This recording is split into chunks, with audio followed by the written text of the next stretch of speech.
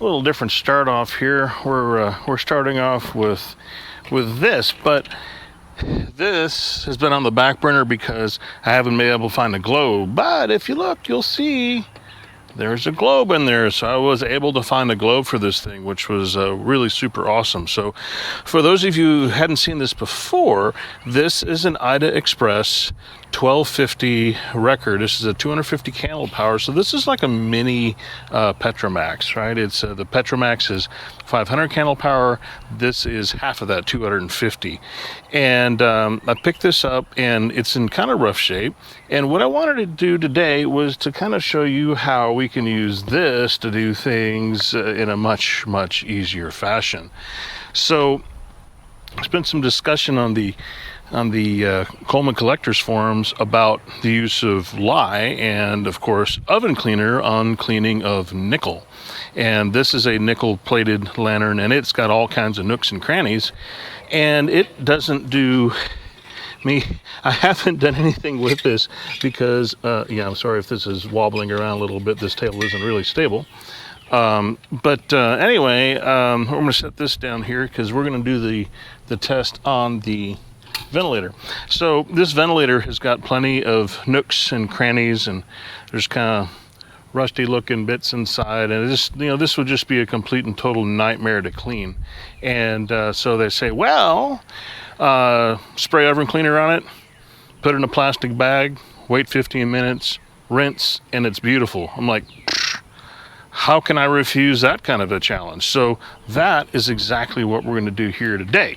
So you don't have to wait the 15 minutes though, because I'm just going to spray this, and then we'll do a jump cut to where that 15 minutes has expired. So quite simply, a little shake. This is just the cheapest oven cleaner. It says compares to Easy Off. It's lemon scented, which is also important. And we're just going to spray this thing down and hopefully not spray the camera too much, because that would be probably bad for it. I've got my glove on here because I don't want to be treated with caustic. And so we're just going to spray this everywhere that we can. And that's probably about enough. I don't know. Looks good. Looks like a lot. I can feel it burning into a crack that I've got in my finger. That's not good. That's rather unpleasant. So we're going to stick this in a bag and then zap it up, and then we're going to come back in 15 minutes and we're going to rinse it off. So let's see. And that 15 minutes will kind of look like, and there's our 15 minutes. Okay, let's see what we got. I've got a tray of water here that I mixed up with a little bit of washing soda. This is the same stuff I used for the electrolytic rust removal. It's just there as kind of a buffering agent, but we're just going to see exactly what we've come up with. So just a quick dunk in this to see how this works. And wow, I gotta say, from what it looked like to what it looks like now, with just a little bit of brushing on it, oh my goodness, this could not be easier. Y'all have seen me work on polishing these nickel items, and it takes a lot of time and steel wool and everything else. This is where I haven't brushed it with the brush. This is where I have. This looks already amazing. This is super amazing. It really looks like I've gone over this thing with mothers and a handful of quadruple aught steel wool. This is awesome. This is so really amazingly awesome, and it's so easy. Oh my gosh, I can't believe how simple this is. So yeah, this is we'll do the rehabilitation of the Ida in a separate video, because this is just to show how well this process worked or didn't work. So yeah, oh my goodness, I am absolutely gobsmacked by this. This is really something else. And the nice thing about this is that it gets into all of the nooks and crannies, and you don't have to struggle at scrubbing it. I mean, just a simple few swipes with a brush here cleans everything out, and then a rinse with the water rinses everything off. And my goodness, I mean, it even removed some of the corrosion and the rust down there. I mean, this looks like it just came out of the factory. So